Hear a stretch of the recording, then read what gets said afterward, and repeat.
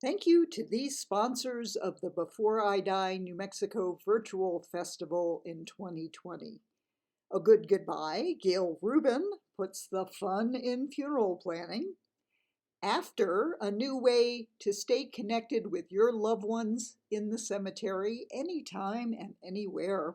Aquamationinfo.com, where you can learn about alkaline hydrolysis, an eco-friendly alternative to flame cremation. Compassion and Choices, offering care and choice at the end of life. Daniel's Family Funerals and Cremations and Gabaldon Mortuary in Albuquerque. Fairview Memorial Park and Vista Verde Memorial Park in Albuquerque and Rio Rancho. Avista Cremation and Burial in Santa Fe. DeVargas Funeral Home and Crematory in Espanola and in Taos. Estate Pros, which offers personal dispersal of possessions due to a move, illness, or death.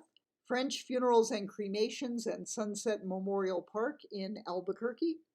And Keeper, which helps you keep memories alive with online tributes to preserve, celebrate, and share life legacies.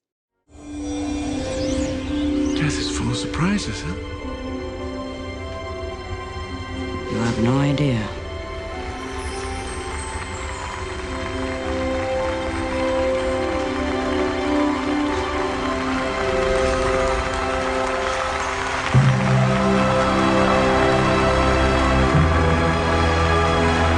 Yes, hello, it's me, Gail Rubin, the doyen of death and coordinator of the Before I Die New Mexico Festival this year, 2020, a virtual online event because of COVID.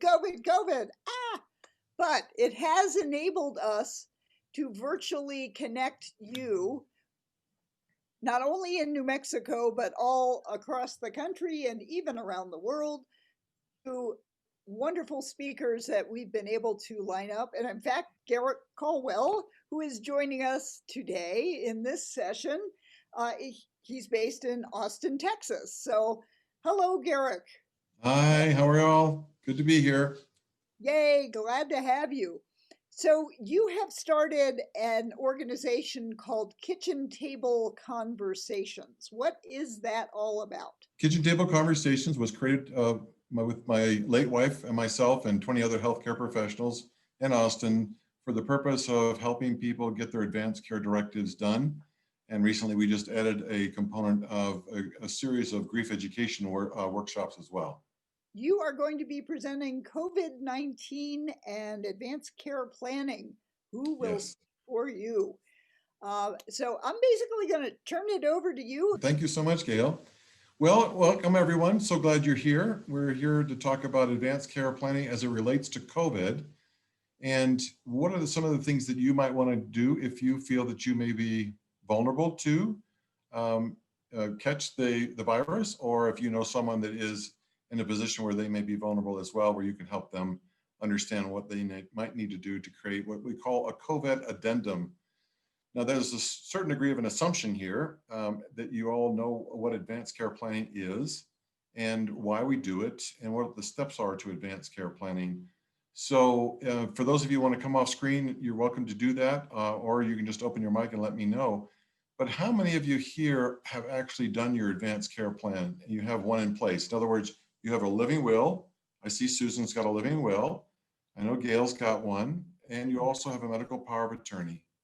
So those are already in place. And Aretha, okay, great, fantastic. So I guess you could also use the thumbs up emoji at the bottom of your screen if you wanted to let us know as well. So, okay, great. For Hoff DC is also got, all right, fantastic. So for those of you who already have these done, this may be, you may give consideration to adding this as an addendum to your existing living will. And I'll go through what a living will is, what an advanced directives are, what the medical power of attorney looks like. And for the majority of people, I believe, who are on the call are probably from New Mexico. We're going to use the New Mexico paperwork, the legal paperwork that you can use for your living will and your medical power of attorney for the state of New Mexico, and give you some other resources. So all that I'm going to show you today is captured in a document that you're welcome to send me an email requesting I'll be happy to send it to you. It's probably about 70 or 80 pages worth. So kind of brought some things together for you to be able to go back and look at, because there's some workbooks in here that we're not going to spend a lot of time on, but you're going to be able to, once you get a hold of this document, this handout, you're going to be able to go back through and take a look at deeper dive into some of the exercises, particularly for those who may not have gotten their advanced directives done. And this may be the first time you're actually starting to consider this. Certainly one of the things that has happened as a result of COVID, more and more people are talking about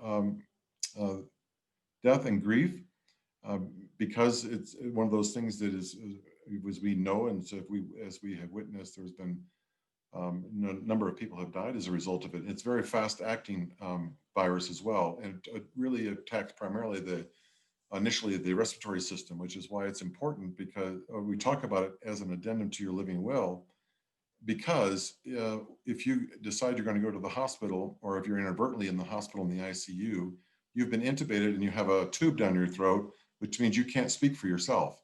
So having this paperwork in place is really important to ensure that your wishes are followed and respected, and that you also have someone who can speak for you if you're not able to speak for yourself. So you're welcome to stop me at any point in time to ask a question. Just open your mic and say, hey, I've got a question, and just dive right in here, because the more interactive this is, the more information that you actually get and how it lands and you retain it, the more conversation that we have. So let me bring up on my screen the handout so you can we can start going through some of this material in the time we have together. So this is COVID-19 advanced care planning. What are your healthcare wishes and who will speak for you? So there's kind of a sequence in this. Oftentimes people think, well, gee, advanced care planning is just something I make, do a little bit of this, a little bit of that, and I'm done.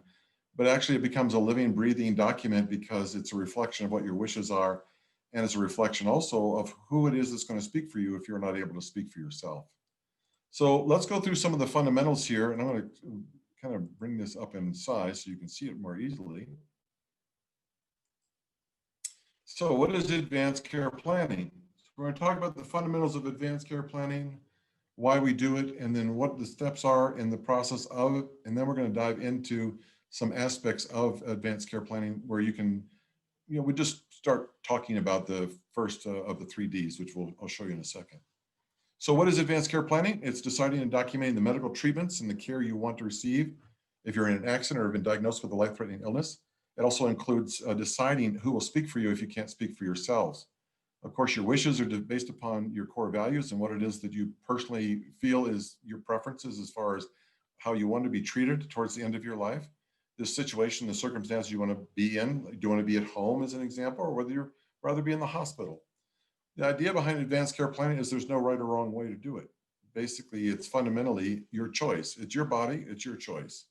And so educating yourself on what your options are when it comes to the kind of treatments that you might receive based upon the illness that you have, you get a chance to educate yourself on what that is and what those options are, and then of course determine which route you want to take. Do you want to take, I want everything done possible, and then whatever I endure in the process is okay? Or do you want to take the approach that I want to be made comfortable, and I really don't want to have life-extending procedures done on me, because I really want the quality of life that I will enjoy in this last few days or weeks that I may have to be with my family. So that's what is advanced care planning. It's basically deciding and documenting. Actually, there's one other step in there, and that is called discuss. You got to decide, discuss, and document your end of life wishes. And we'll talk about those as the 3Ds in just a minute. So why do we do advanced care planning? Well, it's a good question. And the reason that I do it for my family is because I don't want to burden them with these decisions.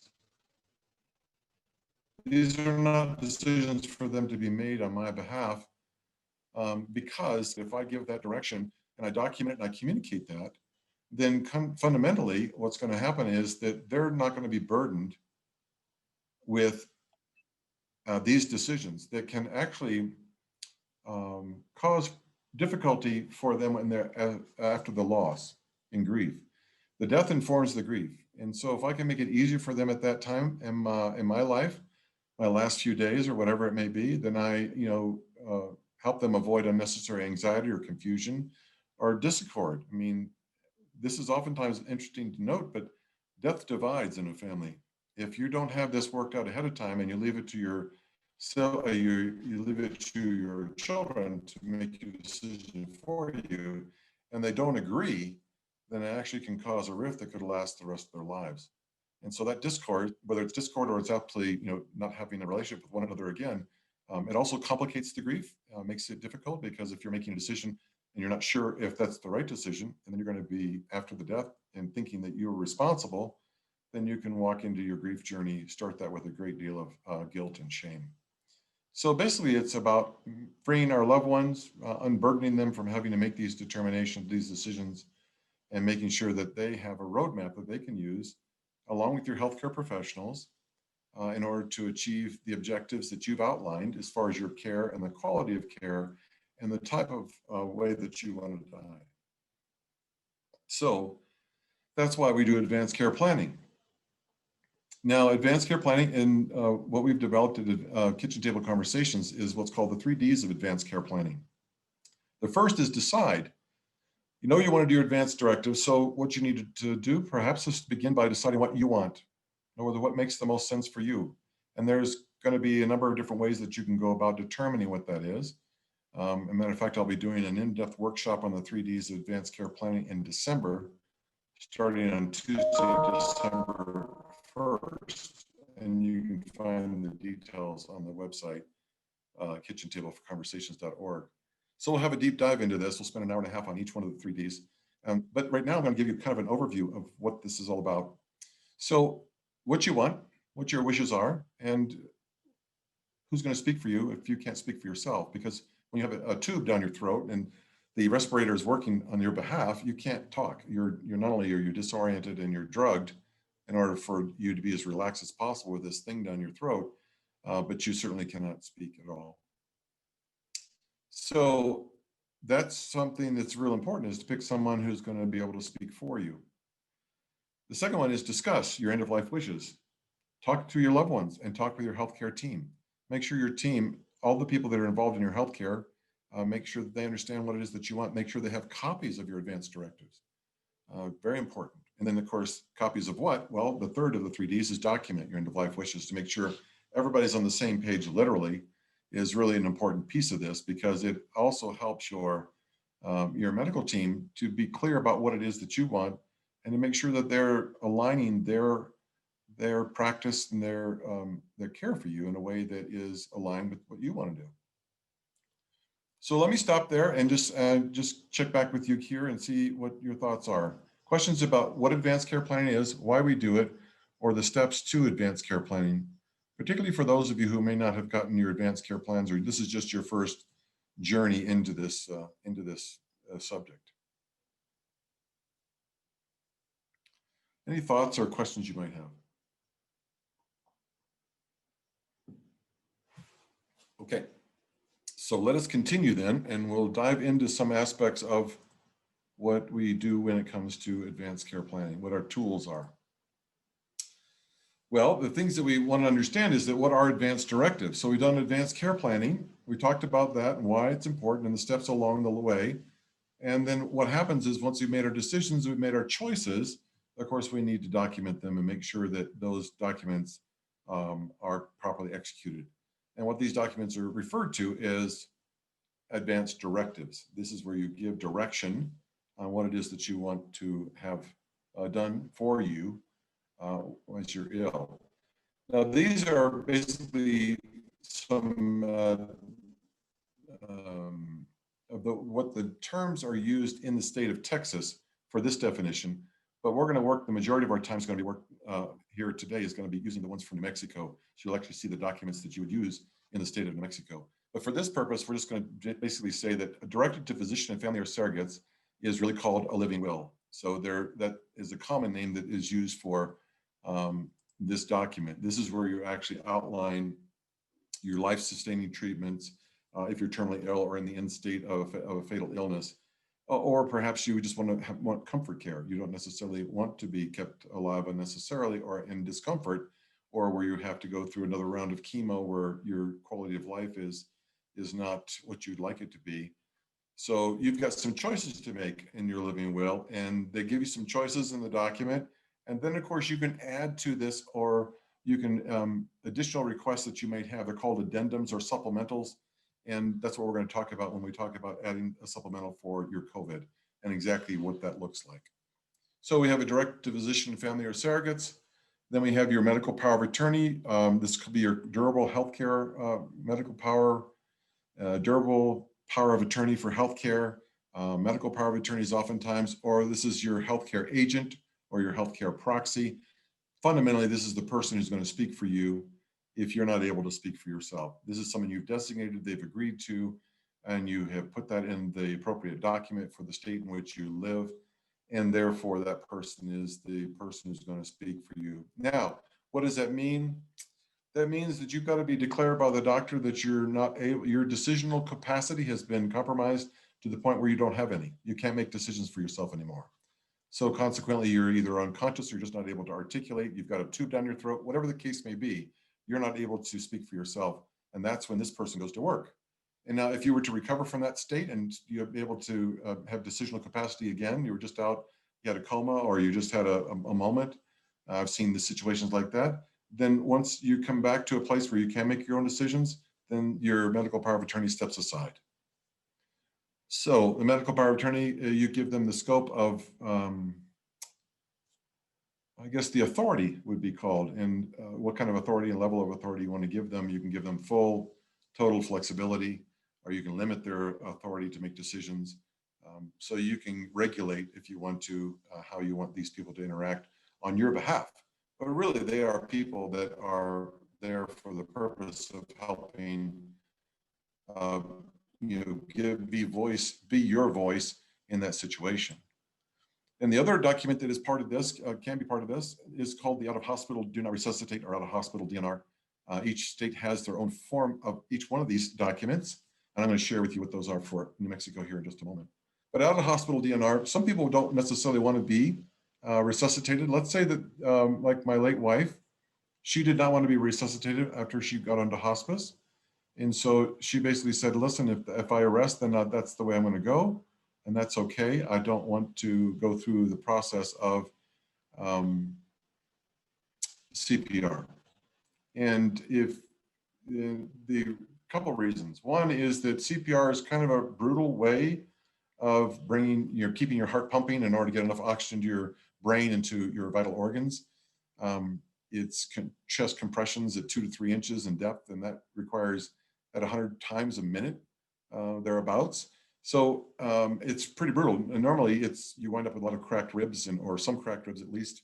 And in an elderly person, 65 years or older with a pre-existing condition, let's say osteoporosis and some other types of condition, the efficacy of this is about 3 to 5%. So you may be in a situation, say, listen, I don't want to be resuscitated. So this is the kind of document you would put in place, properly executed for your state. And that should be honored by EMS as long as it's visible. Ideally, if you have one of these, you also have some sort of a jewelry on. You have a pendant or a medallion. You either wear it on your wrist or you wear it around your neck. That indicates that you have one of these on file. And assuming the EMS can see that readily, then they are to honor that and to cease. So basically what EMS does in the state of New Mexico, as an example, they start CPR until they see this document. So they'll begin, there's a bunch of other things that go into CPR that provide comfort. We'll cover that in a minute. But the idea is that you wouldn't necessarily get the chest compressions and the drugs that are associated with CPR. So we'll go into more detail in a second. So those are the 3 main documents that make up advanced directives for someone who's doing advanced care planning. Not everybody will do an out-of-hospital DNR. In most cases, it'll be done if you're in hospice and you're at home. Because if you're in a hospital, there's a whole different form and a whole different request process you go through in order to have. Just because you have an out-of-hospital DNR does not mean that it'll necessarily be honored once you're admitted, there's the key word, admitted to the hospital. While you're in the ER, before you become admitted to the hospital, they should honor the out-of-hospital DNR. But once you're admitted, most hospitals have you have a whole different request that you have to make of the hospital in order to have a DNR and be DNR status in your room. So just some tips to keep in mind as far as DNR. It's a little more complex than it needs to be, but that's the way it seems to be right now. Okay, so let me go back here. So questions about DNR, questions about palliative care versus hospice care as an example, when it comes to making some decisions on your advanced care plan, your advanced directives. Okay, all right, so let's continue. So now this is your conversation starter kit from the Conversation Project. This is where you would go, and I'm not going to go into a lot of detail here on this particular document because it's kind of a workbook. It gives you a framework in which you can work in order to determine what your end of life wishes might be. And I'll show you how it does it. It goes through a series of questions. You just basically rate these questions. As an example, how would you answer this question on a scale of 1 to 5? If I had a terminal illness, I would prefer to not know how quickly it is progressing, or 5, know my doctor's best estimation for how long I have to live. Keep in mind, there's no right or wrong way to do this. It really is your personal preference. And so basically you just make the choice. And then there's 3 questions in each category that have to do with you getting started understanding. Like as an example, how much medical treatment do I want to try? Or what are my concerns about medical treatments? Or what are my preferences about where you want to be? These are all questions to kind of get you started in thinking about these things as it relates to a situation where you find yourself at the end of life. So this is a document I've included in this handout. You can go back to. It's it's a workbook. It's there for you to use and for you to start clarifying, because as you complete each one of these sections, this is the second section as an example, you kind of give a summary. So now you're starting to articulate in your mind and your heart as to what it is that you really want in these different scenarios. And that's what that's doing, of course, is preparing you for the second of the 3Ds, which is how do you articulate this? How do you discuss this? This document or this particular workbook even gives you, exactly details on how to begin having the conversation with your loved ones. Go back here to the icebreakers. So these are some of the icebreakers. I mean, who wants to talk about death and dying? Well, not many people necessarily, if you put it that way. But if you put it this way, which is, I need your help with something, it's a totally different picture. It's a totally different opening to the conversation. I'm wondering if some of you have had this conversation or found yourself trying to have the conversation, had some difficulty, or found that you were challenged to continue the conversation. If you have a story you want to share, would really like to hear it. I'm curious as to what your experience has been once you've decided what your wishes are and you want to have that conversation with your loved ones. All right, so that's this workbook, and this is in the handout as well. The next one is who will speak for you? In other words, how do you choose to be a healthcare agent or a healthcare proxy? Both same. Depends on the state in which you live as to whether you use healthcare agent or healthcare proxy, or durable medical power of attorney. There's a bunch of different ways of saying it, but the bottom line is that who's going to speak for you if you can't speak for yourself? So how do you choose to be a healthcare proxy, and how do you choose to be one? How do you choose one? How do you be one? So this workbook basically goes through this and gives you an idea of what you can do in order to make some choices along the way and to qualify the individuals that you might consider to be people that are qualified. And they go through exactly what the qualifications are, what you're looking for in the person. Basically, will the person be okay with making decisions on behalf, even if their own wishes are different from yours? And will the person have a hard time making decisions on behalf because their emotional connection with you would get in the way? Then this is true. I mean, sometimes, you would think the husband and wife might be able to do this for each other, but oftentimes the case is that that's not. It's nothing wrong with that. There's certainly, do I want to be your medical decision maker, or do I want to be your husband? And so it's a really delicate balance between the two. And so sometimes people just have someone else do that or perform this function because the emotional tie is close and that's the way they want it. And they want to be there as the husband or as the wife or as the partner, as the loved one versus the decision maker. So it doesn't mean that the medical power of attorney doesn't take into consideration everyone's perspective before making a final decision. A good medical power of attorney will allow discussion and back and forth in order to determine exactly what is the right thing to do when decisions need to be made. So that's important to realize when you're making the decision, someone who has the ability to, gain consensus, not necessarily for the purpose of making the final decision, but at least for the purpose of having everyone feel they've been heard. So there goes through exactly what the next steps are, frequently asked questions, and then of course, it gives you an opportunity to understand if you were to become a healthcare agent, what are some of the things that you would do. This, talks about how to prepare your proxy. And in the in-depth class and the handouts for the in-depth class, we give you actually some fun things to do with the interaction you have when talking to the person that you want to ask to be your healthcare agent. Some fun things you can do with that. And so also how to be a healthcare agent. Okay. So let's dive into the advanced directives as they pertain to New Mexico. And I found this is fascinating because I hadn't really looked at New Mexico in a while. And so in refreshing my memory with this and diving a little bit deeper for the purpose of our class today, it says it's an optional advanced care directive. And I want to point this out because it's important to understand that all advanced directives in every state that I'm aware of, and this state has put it on paper, which is basically saying that this is an optional advanced care directive. Now, why would they say it's optional? Well, it says you have the right to give instructions about your healthcare and the right to name someone and who your primary physician is. But it's optional in the sense that you can cross it out, you can add to it. And the other thing is that you can also don't have to have the form at all. In most cases, in most states, you simply are going to be able to verbally tell people what you want. But in the case, which is not necessarily, it happens a lot, is actually you can't speak for yourself. And that's why you have this document in place. This particular document is divided into 3 parts. And the first part, it goes into great depth here. This is your, they believe that the right thing to do is to pick your healthcare, your power of attorney for healthcare first.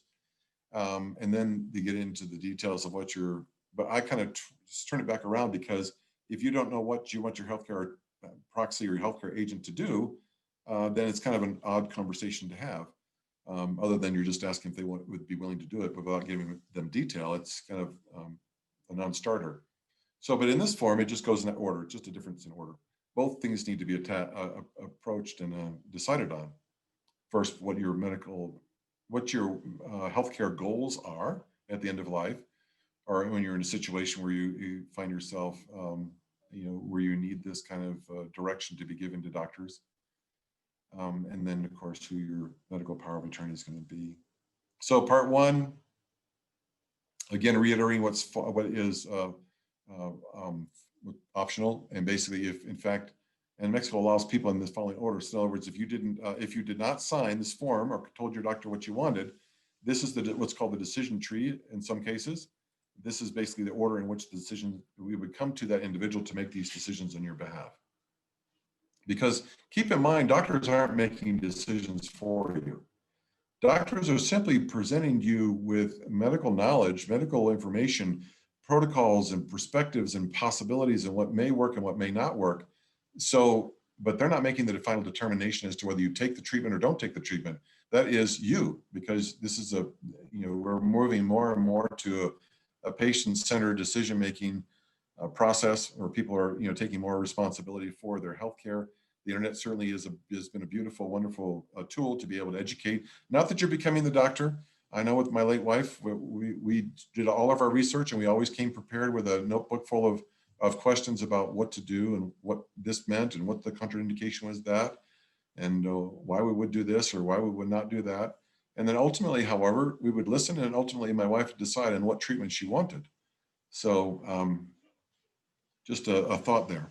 So part 2, and then part 3, as you designate your physician. Part 2 is where you actually get into the details of where we're going to show you how to add an addendum for your COVID.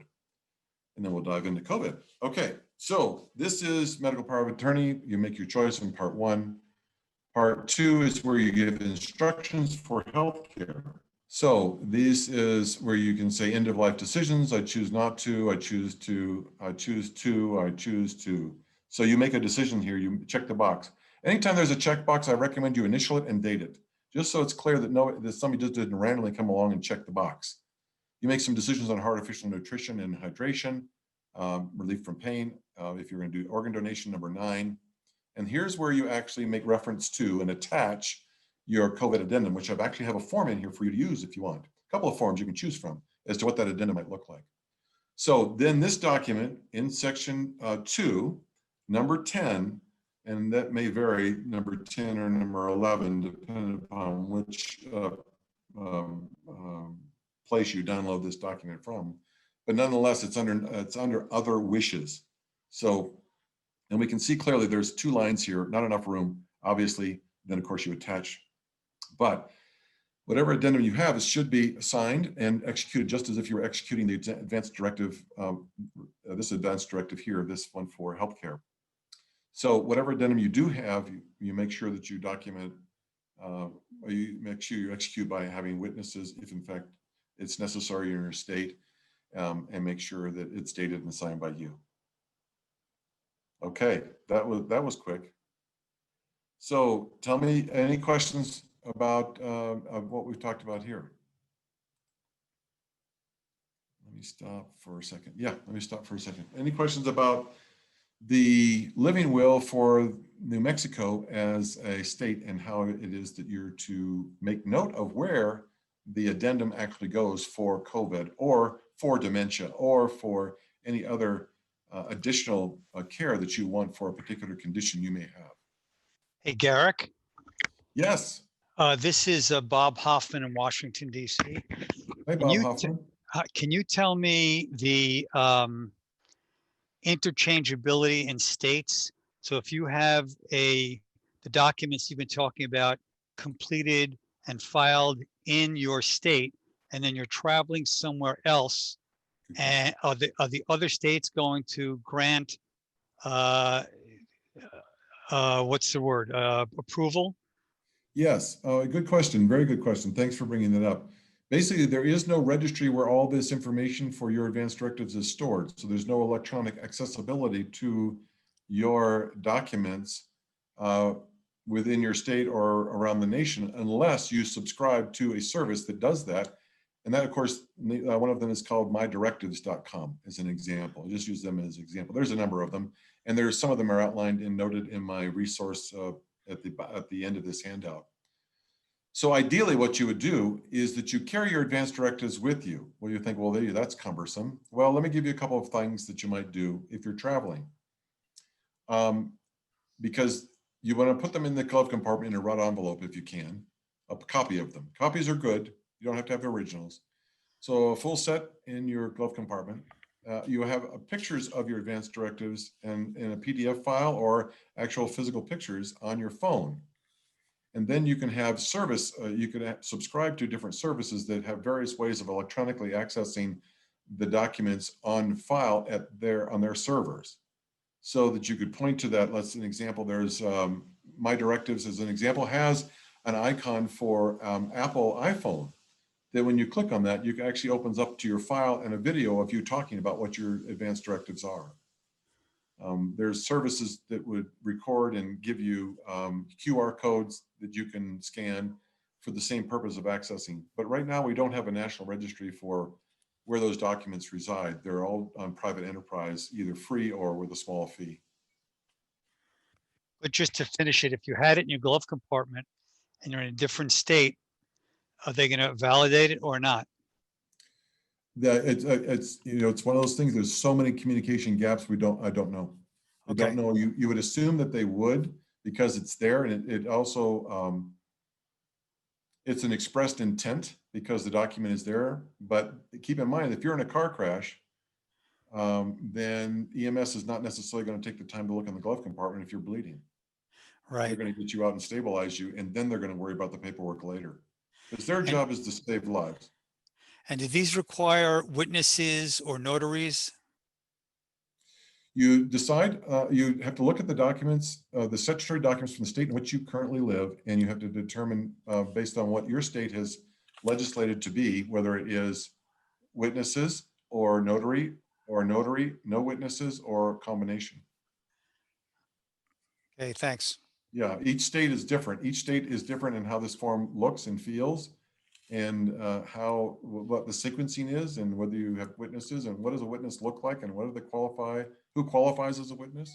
Keep it the idea that witnesses are coming for the purpose of witnessing your signature, not for the purpose of agreeing or disagreeing with the content. They're just simply to witness your signature. Does that help? Yes, it did. Thank you. Great, thanks. All right, let's continue then and get to some COVID specific stuff. Oh, by the way, this is the EMS DNR instructions for the state of New Mexico specifically as an example. And by the way, I'll show you where you can get the documents for your state.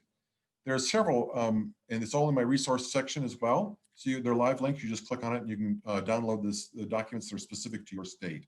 So this is just, I'm using this because majority of people on this call are going to be from New Mexico. So this is just some things that highlighted here. And it requires a signature from a physician, as it does in most other states as well, I believe. So that's just something for you to look at in the document. There's a special way of it being where it needs to go. So let's jump into some COVID stuff and our time remaining, because this is what we're all here for. This is this is from Prepare for Your Care, this particular document, and this is for New Mexico advanced directives, and I just put it in here as an example of how they prepare the documents for every state, the sequence and the guidance they give you on how to complete and fill them out. So that's just for you to look over, and it goes through step by step. There's videos that support this. There's just a whole bunch of help that Prepare for Your Care offers, for the state in general, for advanced care directives and advanced care planning, and then it gives you the actual documents and walks you through just as you see here. They're very, very well done. Oh, by the way, this is where in this document where you should what else should you your medical providers or medical decision makers know about you or your choices for medical care, and this is where you would actually put your addendum, your COVID addendum. Okay. So now, Prepare for Your Care has done a great job of putting together this program for getting ready, getting prepared for going to the hospital. And so this is a two-pager. It's really quite concise, but it's basically pretty straightforward and simple. Is that if you believe that you're in a situation where you're vulnerable, then make a list of your medications and keep it on hand. Keep that list up to date and make sure that you have your refills in order, and then make sure that if you can, of course, those can be delivered to your home. Well, the idea is that that list of medications is very, very helpful when you're admitted to the hospital for everybody to know exactly where you're at from the get-go. Now, in the state of New Mexico, you may have a MOST form. That MOST form actually outlines some of this as well. But for those of you who don't have a MOST form, which you can, it's an option, then I would recommend you get your medication list together. Have a copy of it on your phone and have a copy of it handy in what we're going to call now your go bag. So create a go bag for the hospital. So if you need to go or you think you might have to go, make sure you have a bag by the door that has these items in it.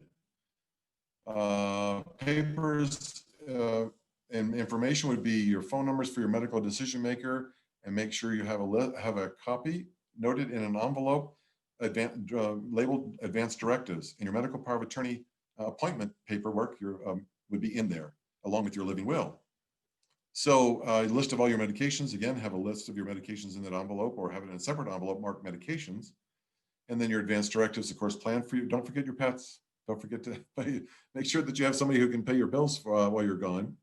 And you may require you to have a durable power of attorney, someone who can take care of your finances while you're in the hospital and not able to speak or take care of writing the check for your rent or your mortgage or whatever the case may be.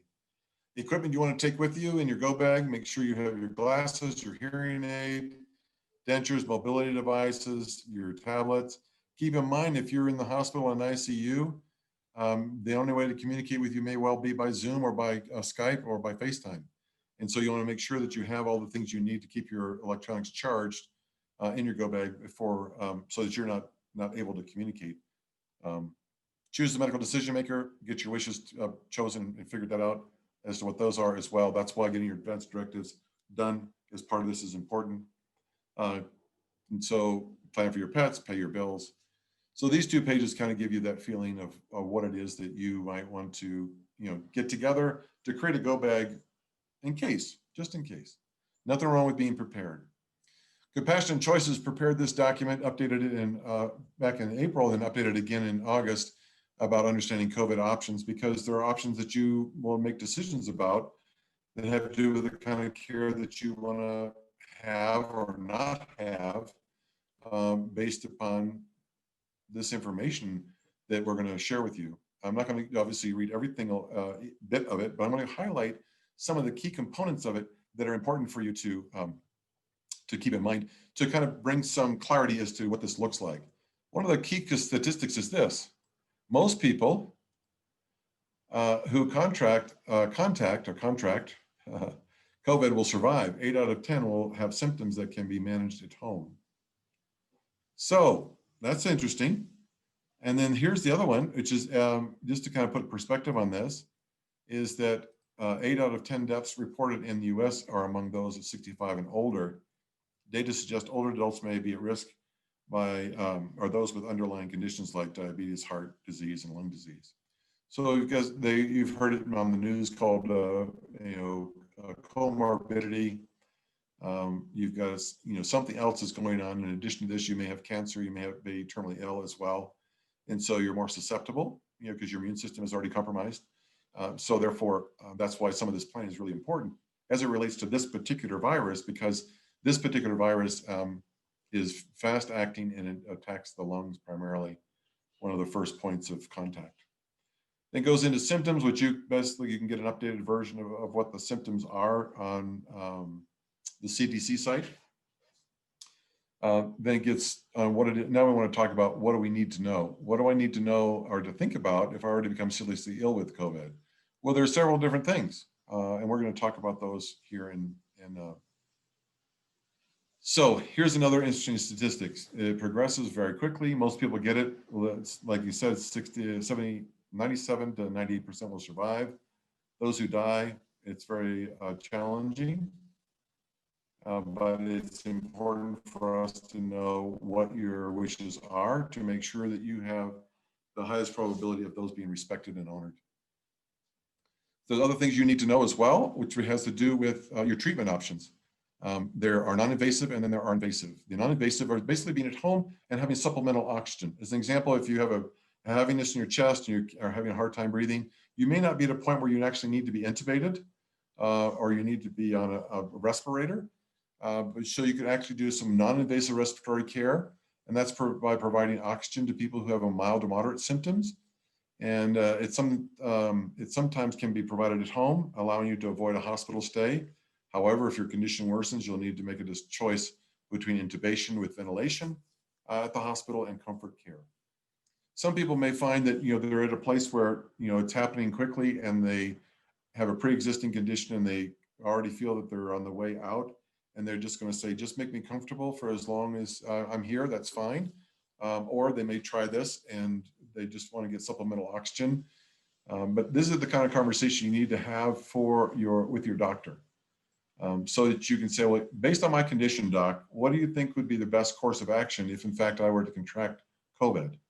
And then they can outline what they believe is the right course of action. And if it includes non-respiratory care, you may be even going to an extent, if you want to be fully prepared, is to have a supplemental oxygen on hand at home. And so just as a precaution. So, and that would make you more comfortable, whether you're going to stay at home or whether you're going to travel to the hospital, that extra oxygen could be helpful. So that's a conversation with the doctor. That's a decision you make with your doctor. It's called shared decision making.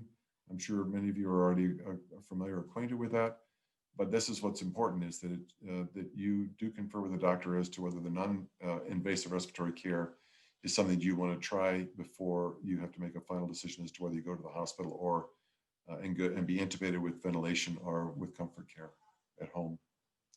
So that's what non-invasive looks like. Let's take a look at the bottom line here when it comes to the effect of It says here, when it's likely the patient will get better,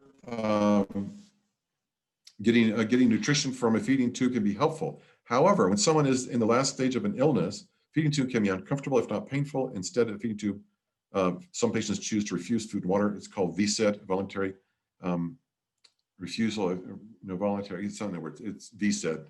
So I can't remember the acronym, but it basically you just letting go of food and water because your body is shutting down. What happens with the body at the end of life is it shuts down. It's not hungry. Its caloric intake is very, very, very, very small. And as the organs shut down, it just isn't hungry. It's not, you're not starving someone not by not feeding them.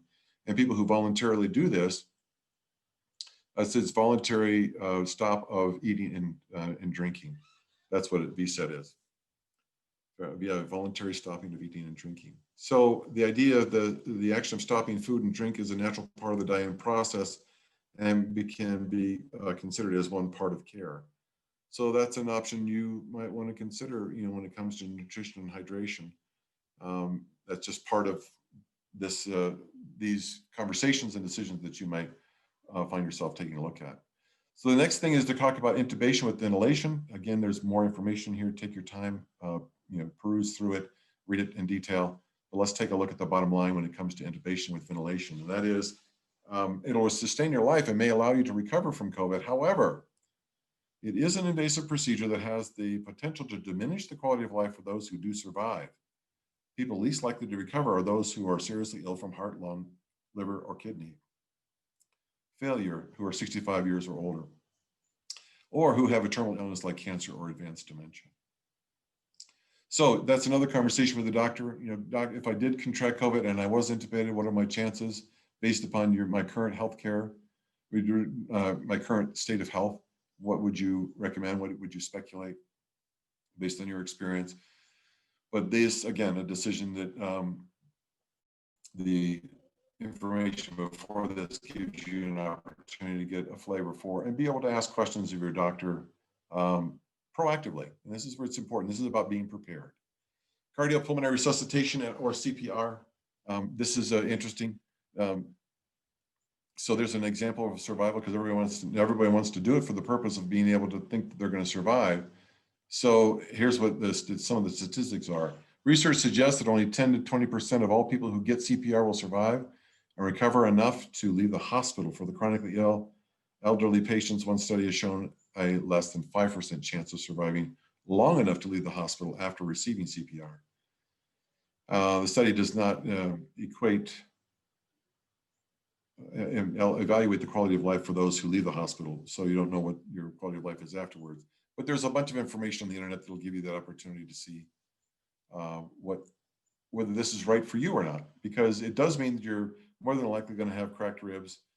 It's a very traumatic experience in many respects because they're basically somebody's jumping up and down on your chest 100 times a minute in a minute. So it's like they're really cranking to make sure that blood flows to your brain and your vital organs.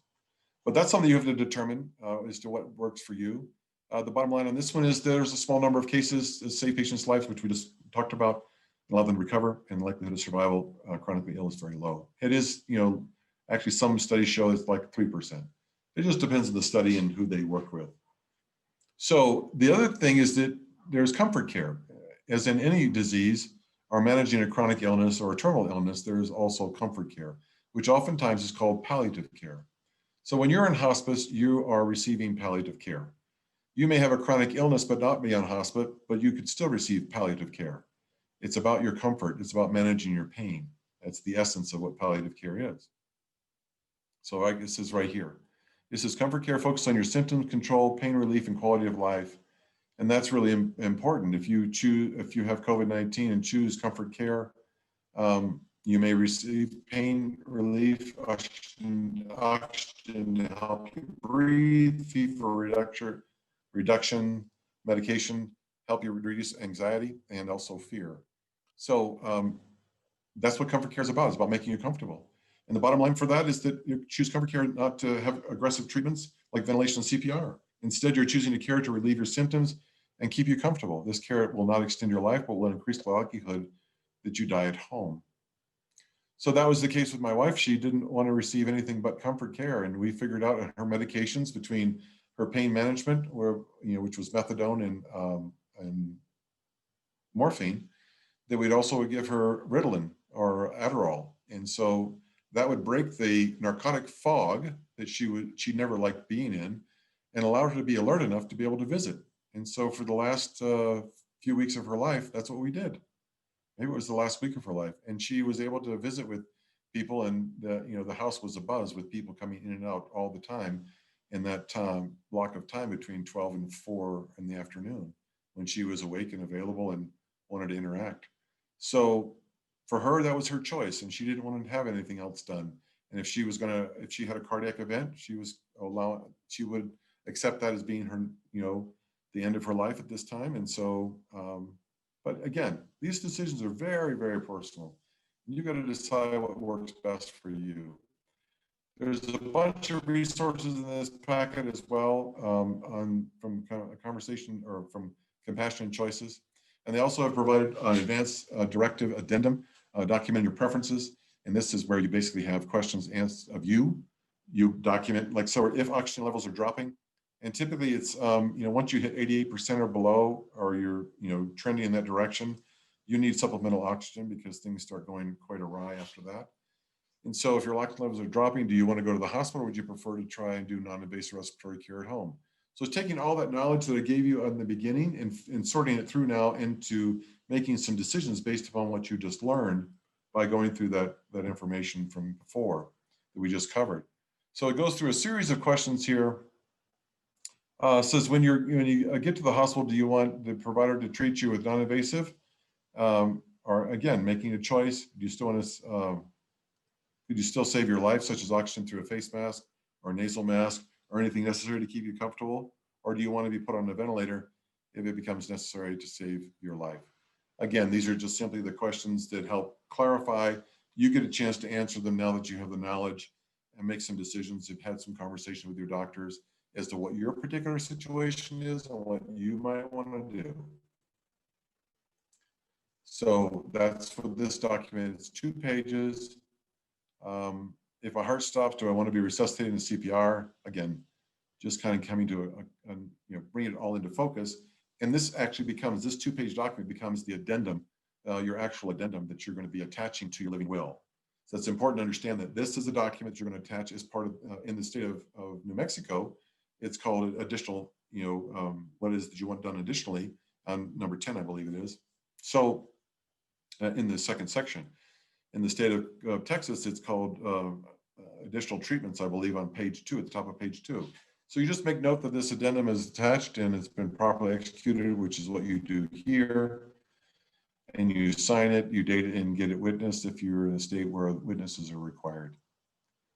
So there's another form here I put in here as an alternative, if you like. It's produced by the Conversation Project and would function in the same way. They spend the first page talking about what your options might be, and then questions on how to clarify what it is that you want done when it comes to COVID specifically. So you basically have 2 options there as to what you want to do, which one you feel is most comfortable, or you may go on the internet and find one that's more to your liking. You can also create your own. So those are the resource. This is the resource section. You guys can, when I send this to you, if you were interested in receiving this packet, you can take and dive in deeper and get into more of the details around what your choices might be, how you come to terms with what those choices are, and how you document them, how you communicate them. The biggest challenge here is typically, how do you communicate this? How do you talk to your loved ones about it? How do you have that conversation that is so relevant and meaningful to you and to them as well? They just may not know it because you're a little farther along on the understanding of what you want versus them. They may not have thought about it at all, but because they love you, they certainly want to know more about what your wishes might be. And so you're learning ways to how to do that. And we certainly cover that in the in-depth workshop. So let me stop here and just ask for questions and thoughts about what we've covered so far, because we covered it in a brisk manner. Yeah. excellent presentation, Garrick. I think you covered it very well. And, you know, I think people get scared about the idea of being put on a ventilator. Yeah. And um, I think you've presented it in a way that, you know, can help people wrap their minds around it. It's one of those things that's really a personal choice, and keep in mind too, this is an interesting point. People think that I've got my advanced directives done, I'm done. And oftentimes when I'm doing, classes, I think, well, how many people have got theirs done? Hands go up. When's the last time you looked at them? Mm. 5 years ago, 2 years ago, 30 years ago, whatever. It's like, well, it's a living, breathing document. It's something that's important to revisit on a regular basis. And some people, like, we're coming up to the holiday season, although sometimes holidays can be tough for some, but at the same time, they're also an opportunity for people to come together. And I had one woman who was in a class last week. I'd finished up the series, and she said, my husband and I have decided, and this is the third class she had been to. She was and so she said, we're going to get everybody together and we're going to do our advanced care. Everybody's going to do theirs at Christmas. So I said, okay. So I suggested that she might consider some tools that would help that conversation move along. And there's some wonderful games out there. And I know you're familiar with them, Gail. I don't know if you've had a chance to play any of them, but there's the Death Deck. Mhm. There's the game called Hello. There's Go Wish. And there's Morbid Curiosity. There's Then and Now and Then by the people from After. It's just, there's all sorts of different ways of coming at this. And they ask questions like, And I've got one. yeah, you The do? newly dead game. Oh, tell us about that. Well, it's like the newlywed game from Yeah. classic TV. But the questions are how well you know your partner's last wishes. Yeah. And I offer packaged together the couples edition and the individuals edition, Okay. which actually tests how well you are prepared, Right. with your advanced medical directive and your funeral plans, et cetera, et cetera. Yeah, that's great. And those are wonderful conversation starters and icebreakers. Right? Really, really good. And there's some videos also that are available from the Conversation Project that give us a perspective on. They're funny. They're like a minute and 10 seconds, and they're just, kind of like, oh, that's kind of quirky. Okay, yeah, we could probably talk about it. They're great icebreakers. The other thing I noticed about advanced directives is that you get them done, you get them, documented and such, is to keep in mind that you can rescind anything. You can change anything at the last moment verbally. You can fire your medical power of attorney. You can change your directives. You can do whatever you want. It's really your body, your choice. I mean, the Patient Self-Determination Act of 1991, gave you in law that you have the opportunity to make your own choices. You can refuse treatment. You can take whatever treatment you want. You can ask whatever questions you want. But most people think, well, gee whiz, I've signed this document. I guess I have to live by it. It's like, like people say, well, I'm on hospice for 6 months. That means I have to die within 180 days? No, not necessarily. You can always renegotiate. And with advanced directives, you can always rescind, and you can always change or modify them verbally at any point in time. I was intrigued when I heard you talking about do you want to be a husband or a wife or a spouse or the named decision maker? I've seen this in real life with my father-in-law. He had his primary was his wife of nearly 60 years. And when it came time to make a decision about admitting him on palliative care versus getting aggressive treatment that might or might not work, she didn't want to make that decision. She wanted to take him home. So my husband was the second in line, and his wife, the doyen of death, said, palliative care is a really good thing. And I'm really glad that we actually helped her see that Right. and made that choice. Because in his paperwork, it said no heroic measures. And this was a good way to fulfill honor that. that Yeah. directive. Yeah. It's always good to be able to come back and reference and make sure that your decision is based upon what the patient wants. And that clears the conscience. In other words, you're not making a decision on your own. You're not cowboying anything. You're just simply saying, this is what they want. And even if I don't agree with it, my job isn't to agree or disagree. My job is to be there as the healthcare agent to carry out those wishes.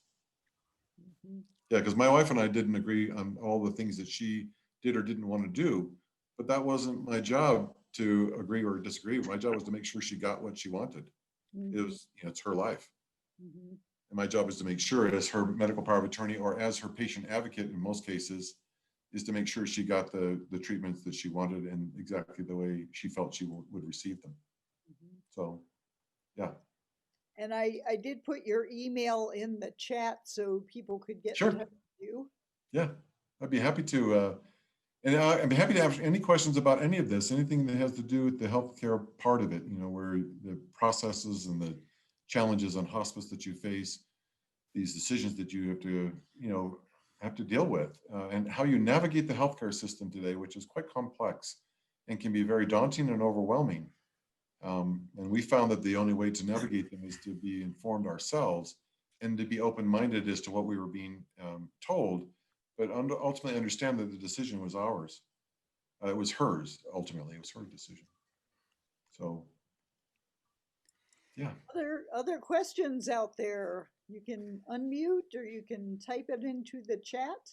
Yeah, chime in the chat. Well, yeah. Garrick or Gail, this is for either one of you, because I really liked the last part of the conversation where you lightened it up. And I was very, Garrick rambled off a bunch of ad hoc things, but is there anywhere a list of all of those different kind of, you said death deck, hello, and now and then, and the newlywed game. Is there a listing somewhere of the ways to start a conversation in a non-heavy way that you can share with us in some form? Yeah, I did. I wasn't aware of Gail's game. Now that I am, I'm very excited to hear about this. I don't know why I don't know it. It's crazy. But it's the games that I gave you rattle off are on the resources in this handout. Oh, good. Yeah, as a matter of fact, I was on a call the other day, a couple of days ago, with the girls, the two women who actually created the death deck, and they're just delightful. It's a great. I've got that. I've played that. It's quite good. Oh, you have? Okay. I have. Yeah, tell me about, how did you like it? I mean, who did you play it I with? liked it. I mean, I actually made up some of my own cards that were more specific for my family, Uh-huh. but they gave a lot of good ideas about questions to ask. And it's a little bit, I think I would cheat a little bit and not just have them draw cards anonymously, but give cards out that I think would promote the right conversation for the right people. But they are Uh-huh. good conversation starters. Yeah. There's also another one. The Hello has a game that they just released called Hi. It's another one Yes. that's electronic that you can do that way. I don't know. Gail, do you play yours online or do you play it in person? It has been in person. I actually created it for the Frozen Dead Guy Days Festival. Oh, in Netherlands. Yeah. Yeah, in Colorado. I remember that. Yeah. Yes. And created the individuals edition about 2 years ago. Okay. But, there's nothing to say that you couldn't play it online with other people. Yeah. It's one of those things that I think you get started. I don't know what your the experience has been, but you get started and then it just continue. It evolves quite naturally, like relatively comfortably. After it to 15, 20 minutes, people are like, oh, yeah, we're all talking about it. It's kind of okay. Patricia put in the chat, where would the individual's religious preferences be specified? Like last rites, call a priest, minister, rabbi, notify a church group. They're in your directives. You put them in the additional section. as part of, you make an addendum out of it, or you put them in your document itself as additional services and things that you want. And those are important also to make sure they're communicated within your family and your loved ones, because they're the ones who are going to probably be responsible for making it happen. You can put them into your medical directives, but typically the medical directives are for just that. And the other things that you're talking about are important for those to be known by your family so they can monitor and manage that and make sure that happens on your behalf. But you can put them if you want to. You can go ahead, because the idea is that you want to communicate this with your doctor, anybody who's on your healthcare team, anybody. I mean, your specialist, whether it be your PCP, keep in mind your primary care physician more than likely is not going to see you in the hospital. So even though that physician may sign some of the things that we're talking about, these documents, some of them, they're not necessarily going to be the one that's going to treat you. It's going to be a hospitalist primarily. And so either way, your specialty team of people that, if you've got kidney issues, you've got lung issues, you've got heart issues, those people are going to need to know exactly what you want too, so they can understand how they are to approach you and how they have a conversation with you about your treatments going forward. And so it's important that you, I believe I would include all of these. I have included these. What Patricia's asking, I've included these in my advanced directives. Even though they're not medical, I've still included them because I want everybody to know. And so I'm using the advanced directive as the common point of gathering around and having the conversation. So everybody's on the same page, literally. And in terms of, the death rate in the United States, well, it's 100%, no matter how Still long. trending at 100%. Yes. Imagine that. But COVID has become the third highest cause of death this year in the United States after heart issues and cancer. Right. So it's a very serious disease, and I'm concerned that it's only going to get worse over the next month or two. Yeah. So It's going to run. It's going to take. It's going to lots of ups and downs in the future for this. It'll take a while. Yeah. That's why getting prepared. There's nothing wrong with being prepared. This is the way to do it. Yep. Well, Garrick, awesome presentation. Thank you. One last plug for your website and how people can get in touch with you. Yeah, just go to kitchentableconversations.org, and the workshops on grief and on advanced care planning are there. Just feel free to register for them. They're all free. So happy to see you again. And if there's anything you need in the meantime, if you have questions that you think about afterwards, feel free to make sure you send me an email. I'm available and happy to be of support and to help you with whatever those questions might be, give you direction on resources, places you can go to get more information, and certainly happy to share the story, our story with you, because I think that's beneficial. Well, thank you, Garrick. Great presentation, and enjoy your time abroad. Yes, thank you. And for all of our festival attendees, our next event is a Death Cafe conversation. That starts at the top of the hour. So if you're interested in participating in that, quick little bio break, and then let's reconvene back here at the top of the hour.